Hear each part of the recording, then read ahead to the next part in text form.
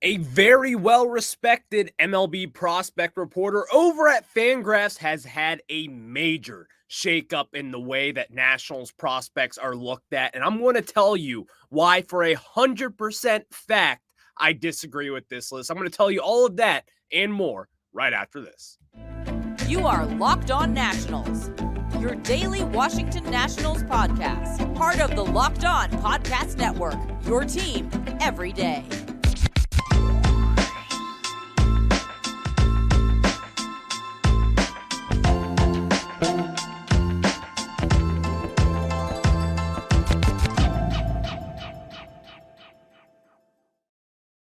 And today's episode is brought to you by Game Time. Download the Game Time app, create an account, and use code LOCKEDONMLB for $20 off your first purchase. Last-minute tickets, lowest price, always guaranteed with our friends over at Game Time. And guys, I'm Ryan Clary, host of Locked On Nationals podcast, part of the Locked On Podcast Network, where you get your team every single day. And obviously, I have been on this show now for about 8 or so months, you could say. And so thank you guys again for all the everydayers out there who tune in every single day. If you don't already, I can tell you this: we are the only podcast where you get the best Washington Nationals content. So make sure to subscribe over on YouTube at Locked On Nationals. You can follow and get the podcast wherever you get your podcast on any app, whatever you think, that's where it works. And so later on in today's show, the Nationals do start off another series against the Arizona Diamondbacks. So we're going to preview that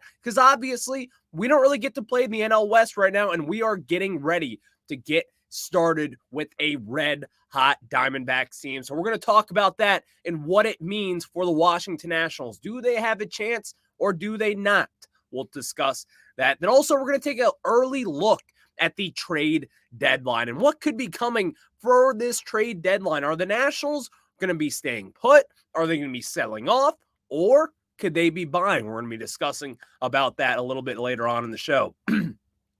But this is where I want to start, because I saw this from Eric Longenhagen from Fangraphs, and I really love what Eric Longenhagen does over from Fangraphs Baseball. And guys, if you aren't familiar with his work, he does deep dive into prospects and really looks at the analytics, but he is also a production-based kind of guy when looking at prospects. So production really matters, and he just unleashed a top 30 prospect list for the Washington Nationals and updated a ton of different things with this list. And here, let me just pull the ripcord now.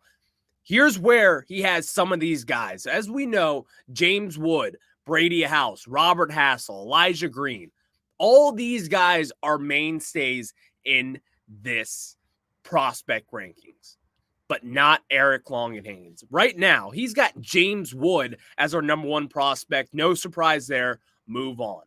Number 2 is Brady House. And number 3, Cade Cavalli.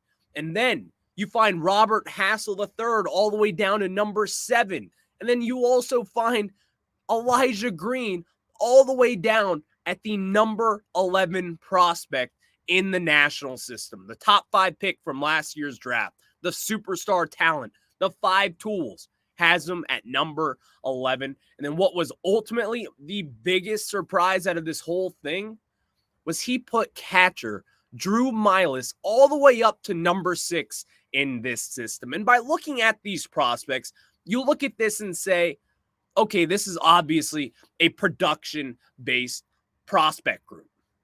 He is looking at the production so far of 2023 and listing all of these guys in order from there. He even has Cole Henry up in number 5 in the system. Obviously, Cole Henry is still rehabbing down in the minor leagues. He's going to be up in AAA eventually once he is healthy, once he is ready to go. And then eventually he could be getting called up to the major leagues by this September. But also he's got Yarlin Susana over at number 8. And another pretty surprising one was Christian Vaquero, the phenomenon is what the people call him down in the Dominican Republic. He's at number 4 with this Washington Nationals group. My big takeaway from this is that this is a production-based prospect list. And I'm not really here buying that just because of the production. then you would have someone like a Jake Alou in the top 10. If we were going by strictly production, which I do believe this prospect list was just all about the production so far in 2023. Like when you look at guys like Drew Millas, who's having a career year down in the minor leagues, he's not really someone that this Nationals team is counting on to be some stud. Because obviously this year he's got a 900 plus OPS. He's killing the baseball. He's hitting for slugging. He's getting on base. He's hitting for average. He's doing everything that you'd want him to do. But is that the move to where you put this guy who is not really some huge entitled prospect? He was what we got back in return when we sent Josh Harrison over to Oakland, and obviously with the rest of the guys as well. Drew Millas was the guy that we got back. The Nationals weren't really expecting too much of Drew Millas just because of the simple fact that we have Keibert Ruiz. Keibert Ruiz is the catcher of the future. They made that known by giving him the extension this past offseason. But also on the flip side of it, you have Riley Adams now who's taken over this catcher 2 spot, and he's done a really good job of it. So far this season, his OPS has been high. He's been hitting a lot better. Power, contact, all these different things. And also, when he catches Patrick Corbin, seems to be pretty good. A pretty good connection there. So this prospect list, in my opinion, is kind of a throwaway. A throwaway. Now, I don't know as much as Eric Klongenhagen, and I will admit that. But also, I look at this and I'm like, how can you put Drew Millas in the top 10, let alone in the top 6? And it's not a knock on him. But then when you have someone like Elijah Green down to at 11, over the last few weeks, Elijah Green has really turned it around. And I've admitted, I am a little worried about his production so far and the lack of power. But also I can look at this. He's turned it around. He's still a teenager. This guy is not even close to being done. He's in low A Fredericksburg. You could have said the same about Brady House at this point last year. People were getting concerned when the back injury pops up. But obviously now he's got Brady House over at the number 2 prospect in our system, which, by the way, I think is not the craziest of things. Brady House is a very, very good talent. But when you have someone like Elijah Green, who's only been in the majors, or not in the majors, but he's only been a pro for about a month and a half, to have him all the way down in this order at number 11 over guys like a Darren Baker, who, by the way, has been all right. He's settled down a lot over the last few months. And while this guy hasn't really hit for much over his career, he is starting to hit this year. Extra base hits. He's slugging a little bit, striking out way less than what he was. But still, you look at this list, and it's just kind of jarring to say the least. Because when you have guys like Israel Pineda all the way up at number 15, and while a lot of people are really high on him and what he brings, I'm not thinking that this guy is going to be better than a TJ White, who is all the way down at number 23. So as I've said, this prospect list that he is putting out is production based. I'm not making the biggest deal out of this because I don't think it is the biggest deal in the world. It's a prospect list. You want to get clicks on this, obviously. You want to get reaction, obviously. I'm reacting to it. But I will say, it is a little jarring to have someone like Elijah Green all the way down at number 11 when you also have Dalen Lyle, who is at number 10. Which, by the way, I'm very high on Dalen Lyle. I like what he brings. So I talked about this with Lindsey Crosby from Locked On MLB Prospects the other day. Dalen Lyle has hit the hell out of the ball. But then also when you have someone like Robert Hassell, who in my opinion is the safest prospect in this national system, even safer than a James Wood. When you are coming back from a hand injury, not only is it affecting what you do defensively, which Robert Hassell has not had any issues out there in the outfield, but also affects your hitting and your slugging and the power. As we have seen this season go by, Robert Hassell has continued to hit for a little bit more power than what we anticipated. And it's because of that hand injury that he had over this offseason. And also back in spring training, he did get a little banged up as well there.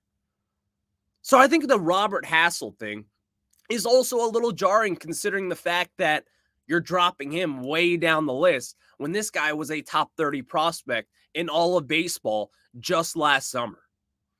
And now, while it is noticeable that Hassell's production has fallen off since being traded from the Padres to the Nationals, I'm still not concerned of what he does because I think this guy is a hitter.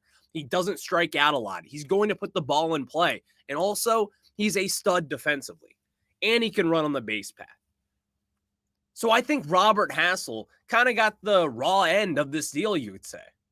Because Robert Hassell, I think, is presented poorly in this situation. When you have someone who is, in my opinion, a top 3 prospect in this system and one of the safer, highest floor kind of guys in this Nationals farm system, to put him down at number 7, I think is a little ludicrous just because of the lack of production over the last year. Now, if we continue with this production that Robert Hassell has had so far this season, all the way through August, let's have a conversation. But I also think it's a little bit of a recency bias, similar to the fact that Elijah Green has now fallen from a top 2 prospect in the system down to number 11 in this farm system. Now, I also will say, Fangraphs before the season was a little down on Elijah Green. He strikes out a lot, and they really look at analytics heavily in these scenarios. So at the end of the day, I'm not going to scream and yell about it. But it is an interesting note to look at when you have someone like Drew Millas, who's consistently in the back half of that prospect list, to now be in the top 10 and to be a prominent role in this organization. So it was fun to look at that, but I'm not going to be looking too deep into that, you could say the least. Just because when you see these guys in person, I believe that it's more of a projection than a production standpoint when you are ranking these high prospects. So thank you guys for making Locked On Nationals your first listen every day. The Nats play the Diamondbacks tonight at 7 o'clock, and you can catch every pitch of the Nats hometown broadcast with SiriusXM on the SXM app. Just search Nationals there. And before we get into talking about this early trade deadline preview, I got to tell you guys about our friends over at Game Time. And guys, Game Time is just the best gaming app out there. When you're talking about a time when you were stressed, going to a game like a Nationals game, for example, like I was in that situation just 2 weeks ago. I didn't have tickets for the game. It was 6:55. Guess what I did? I went on Game Time, 2 clicks away, bam, I got my tickets, because buying tickets to your favorite events should not be stressful. And they got killer deals on last minute tickets, and their best price guaranteed. You can stop stressing over the tickets and start getting hype for the fun that you'll have. They have flash deals and last minute tickets, and easy to find and buy tickets for every kind of event in your area. Also, my favorite feature is that they have images of your seat view. So when you're looking at those tickets, you can also see what the view is. Is it going to be obstructed or not? Game Time is the truest form of the best ticket app out there. Download the Game Time app, create an account, and use code LOCKEDONMLB for $20 off your first purchase. Terms apply. Again, create an account and redeem code LOCKEDONMLB for $20 off. Download Game Time today. Last minute tickets, lowest price, always guaranteed.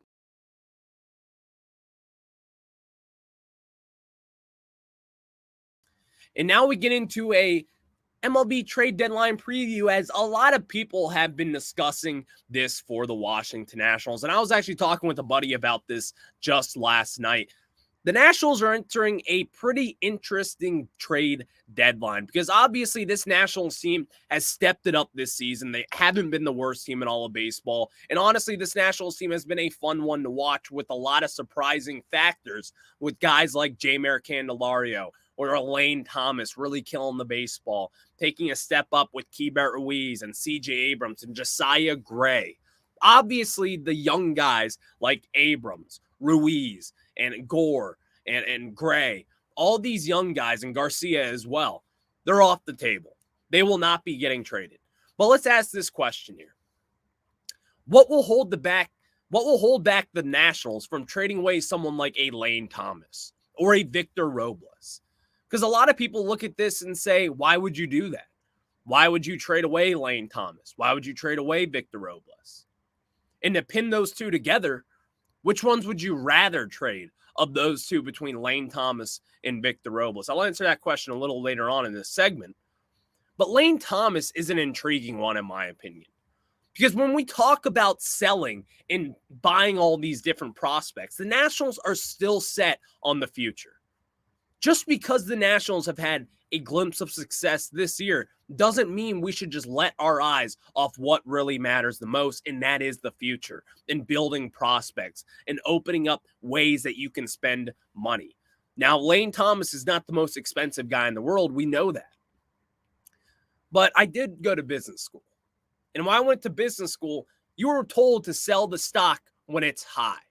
And Lane Thomas is high right now.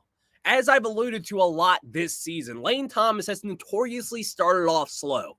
Not this season. He started off super hot. His numbers are really inflated from probably what they really should be and will be by the year end. But also, the second half of the season over the years past, that's when he's taken the biggest steps up. That's when you've seen the production. And more importantly, that's when you've seen the power from him over the last 2 to 3 seasons. So Lane Thomas is someone that if the Nationals do believe they could be getting a higher prospect out of him than maybe they thought they could before. And when I say a higher prospect, I say someone like a top 10 prospect in someone's farm system. Maybe like, I don't know, just throwing a team out there, the Diamondbacks or whatever it may be. That is what I'm talking about. And the Nationals should consider the fact that Lane Thomas, his stock right now being under team control over the next few years, still being in his late 20s, that this is someone that the Nationals should consider trading down the road. And I understand why people say, don't trade Lane Thomas. We want to watch him. We want to see that what he is about. But also, guys, what you can't do is create a logjam. See the St. Louis Cardinals right now and what they're doing with Jordan Walker. Right now, the number 1 prospect in all of baseball, according to MLB Pipeline. Jordan Walker was sent down even after having a good start to his season in his MLB career, after foregoing the AAA level and just going straight to the major leagues. While he was producing in the majors, they had a logjam in the outfield because they couldn't get him consistent playing time. So they ended up sending him down to AAA just to call him back up. James Wood is expected to be at this point in the majors by this year. And in my belief, I believe that he will be projected to be a starter on opening day of next year, depending how he does throughout this season. Now, that is a deep, late look into that, but I am on record to where I believe James Wood will be in the major leagues by the end of this season. And I do believe that he will be this starting center fielder for the Nationals come opening day in 2024. Because then that opens up the spot for Victor Robles getting traded as well. Lane Thomas and Victor Robles, while we all love Victor Robles, 2019 world champion, I know, we love him. But it's also the same as Lane Thomas. Someone who is a gold glove contender with Victor Robles, someone who has electric speed out there, who plays a great defensive center field, and someone who has hit well, obviously, before his injury this season. But it's kind of crumbled for Victor Robles over the last few years. So you are selling the stock when it is high right now for Lane Thomas and Victor Robles. Victor Robles, when he comes back from injury, if he is still producing the way that he was pre-injury, you're going to look at him and say, we could trade this. Because last season, you could say at the deadline, I do believe the Nationals were shopping Victor Robles. They just never really got the right price that they thought they could get for him. Because here's the thing. A defensive center fielder or someone who could be a utility outfielder like a Victor Robles and like a Lane Thomas, those guys are of value. And a team will overspend for someone like that if it's the New York Yankees who have Giancarlo Stanton and Aaron Judge who, oh, by the way, get hurt a ton. Teams will provide guys like Lane Thomas and dangle those prospects over a team like the Yankees and try to get the most out of them. Because those are what the smart organizations do. And that's what the Nationals should be in business for come this trade deadline. Looking at guys like Lane Thomas and what he does now, is this what he's going to be down the line? Do we truly believe in the skill set that he holds? Because right now we have Elijah Green, we got James Wood, Robert Hassell, Christian Vaquero. We got a ton of prospects in this Nationals outfield. And especially depending what happens in this MLB draft, do the Nationals get lucky and have Dylan Cruz fall to them? Then you have another outfielder prospect. Do the Nationals pass on Paul Skeens and go for Wyatt Langford, the corner outfielder from Florida? Then that's another outlet for this Nationals team. So it's a really tricky deadline for this team as a whole. But when I look at it, you should be considering the fact that the Nationals should look to trade a Lane Thomas or a Victor Robles, one of the two or even both, and see what you can get out of them. Because as we've seen in the past, some people are like, oh, well, is it really worth it to trade Lane Thomas? What are we going to get? Nothing? You know who we got Lane Thomas for? John Lester. And if you want to do this, take a look at it. Name the last time Mike Rizzo has lost a trade. We'll think about that. Chew on that for a second, because I can't really remember a time that Mike Rizzo has lost a MLB trade. You guys can catch tonight's game against the Diamondbacks tonight at 7 o'clock. And obviously, Jake Irvin is on the mound. Should be a fun one, but you can catch every pitch of the Nats hometown broadcast with SiriusXM on the SXM app. Just search Nationals. And before we get into that series preview, I got to tell you guys about my friends over at BetterHelp. And this show is sponsored by BetterHelp. It's so easy to get caught up in what everyone else needs from you and never take a moment to think about what you need from yourself. But when we spend all of our time giving, it can leave us feeling stretched thin and burnt out. Therapy can give you the tools to find more balance in your life so you can keep supporting others without leaving yourself behind. If you're thinking of starting therapy, give BetterHelp a try. It's entirely online, designed to be convenient, flexible, and suited to your schedule. Just fill out a brief questionnaire to get matched with a licensed therapist and switch therapists anytime for no additional charge. Find more balance with BetterHelp. Again, find more balance with our friends over at BetterHelp.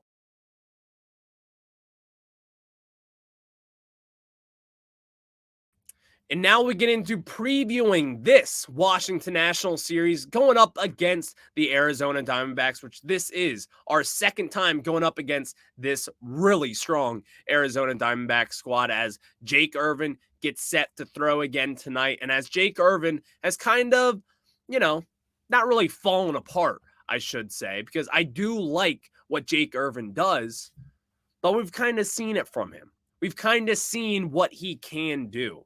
And I still like the stuff that Jake Irvin brings. The horizontal break on his breaking pitches are very legit, as we've seen.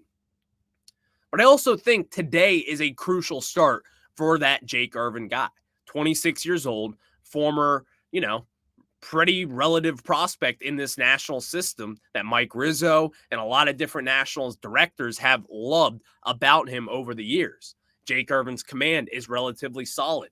Jake Irvin has some really good breaking pitches. He's got nice plane on his fastball, the way he delivers. It's a really well-oiled machine when talking about Jake Irvin. But still the question is, can he solidify himself as a starter? Because as he started out this year, it was really good and really impressive. But since then, he has kind of taken his lumps a little bit. He's taken some beatings here and there. But at the end of the day, you ask yourself, is this guy a reliever or is he a starter? I still do believe that he is a reliever. And I say that kind of hoping that he is, because Jake Irvin's got the stuff. But I just don't think he is that starter guy. I think he's a back end of the bullpen guy, in which the Nationals need a ton of help in, by the way. If you didn't check out yesterday's episode, check it out of me bitching about that bullpen disaster over this weekend series against the Phillies. But we're going to wish for better luck this time, because you're going up against Tommy Henry, a left-handed pitcher for the Diamondbacks, who has been relatively impressive so far in this short season in 2023. He's got a 1.24 whip in 41 innings pitched, not a lot of walks, not a lot of strikeouts either. He's only struck out 25 batters in the 41 innings pitched. So the Nationals, they're going to have to put the ball in play, which luckily this Nationals team does very well, as we have obviously highlighted plenty of times this season. But not even that. when the Nationals are going up against a tough, hot team like the Arizona Diamondbacks, it's not just about winning today. You also have 2 games coming up after tonight's game. And really, these next 2 games could be a tough one, in my opinion. When you have Patrick Corbin going on the mound on Wednesday, and then on Thursday for a day game, you got your ace, Josiah Gray, going up against their ace as well with Merrill Kelly. So that Thursday game is going to be the one to watch this series, because Patrick Corbin going tomorrow night, as we have seen a much better, improved Patrick Corbin so far in 2023. Are we really going to buy it for this long? We'll just really have to see and talk about that another day. But Thursday, that is the game to watch, that day game at 1:05 against the Arizona Diamondbacks. And again, when this team has kind of been in a little scuffle as of recent over the last 10 games with this Nationals team, it's a must-win series, because I talked about it with over that last week, that if the Phillies were to blow these 3 games against the Nationals and the Nationals were to sweep them, we'd start talking about postseason contention and this team being the real deal. But that did not happen. The Nationals only won 1 game out of the 3, and it wasn't the prettiest of performances there. So obviously the Nationals play the Diamondbacks tonight at 7:05 Eastern time. As Jake Irvin, eyes will be on you, my friend. I'm going to be watching to see if you are a reliever or if you're a starter. Let's do that against the Diamondbacks tonight, and catch every Nats hometown broadcast with SiriusXM on the SXM app. Just search Nationals. And thank you guys for making Locked On Nationals your first listen. On tomorrow's show, I'm actually going to try and hunt down Eric Longenhagen to try to do an interview and discuss his prospect rankings, as it has been an intriguing one in my opinion. So thank you guys for tuning in and listening the whole way through. Go Nationals. I'll catch you guys on the flip side.